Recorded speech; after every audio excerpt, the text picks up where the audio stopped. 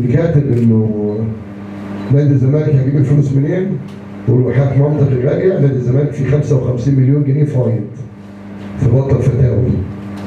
حاجة منطق الغالية في 55 مليون جنيه فايض بعد ما اتعمل النادي ده، والنادي الاهلي اسبوع تستلموه. حاجة عالمية. المبنى الاجتماعي دي طبعا فرصة ان انا بشكر الاخ هاني ابو ريده ان المثال بعد ما ريدي وصل 2 مليون و200 الف كان المفروض هيشيل لنا 700,000، شال 2 مليون و200 الف. بس بنصحه خلي الراجل بتاع الفته يقف في سيدنا الحسين، لان اللي شفناه امبارح ده كان فته بالظبط. فته.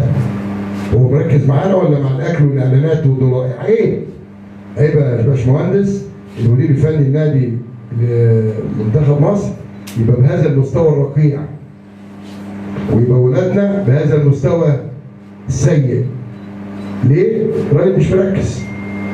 فتة، كوارع، بومبار، كرشه، خلاص ما بدأنا نجيله مغص كلوي، جاله مغص عقلي. وهي العتبة العتبة، وبعد كده باخد رئيس بعثة وشه حلو. اختار رئيس بعثة وشه حلو.